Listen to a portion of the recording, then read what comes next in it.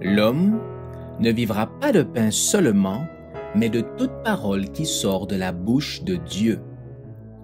Voici votre moment de méditation quotidienne. Pour mieux connaître Jésus-Christ.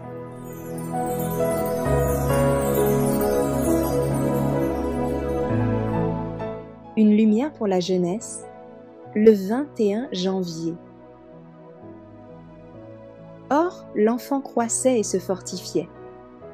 Il était rempli de sagesse, et la grâce de Dieu était sur lui.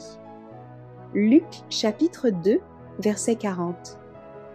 L'exemple de Jésus est une lumière pour la jeunesse, tout autant que pour les adultes, car il a donné l'exemple d'une enfance et d'une jeunesse idéale. Dès ses toutes premières années, sa vie fut parfaite. Dans les domaines physiques et spirituels, il suivit l'ordre divin de la croissance, illustré par le développement de la plante. Il désire qu'il en soit ainsi pour tous les jeunes.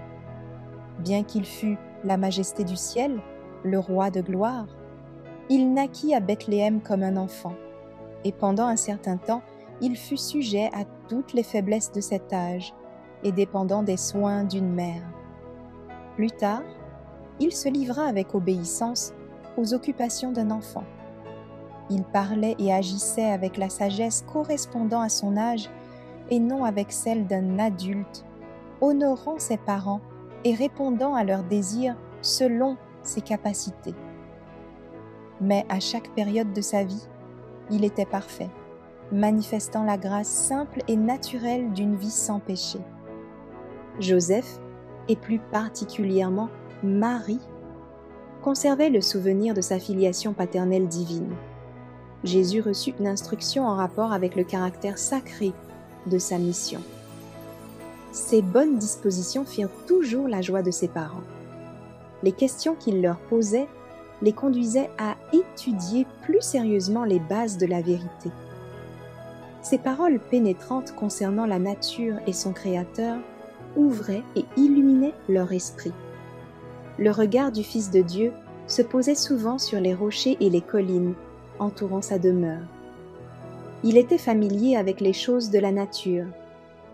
Il observait dans le ciel le mouvement du soleil, de la lune et des étoiles. Il écoutait l'alouette faisant monter vers Dieu sa mélodie, et il joignait sa voix à cette dernière avec des accents de louange et de reconnaissance. Calme et aimable, il manifestait un caractère exceptionnel. Chaque fois qu'il le pouvait, il se retirait dans les champs et sur les pentes des collines pour communier avec le Dieu de la nature. Quand il avait terminé son travail, il se promenait au bord du lac dans la forêt, ou dans les vertes vallées où il pouvait communier avec Dieu et élever son âme vers le ciel par la prière.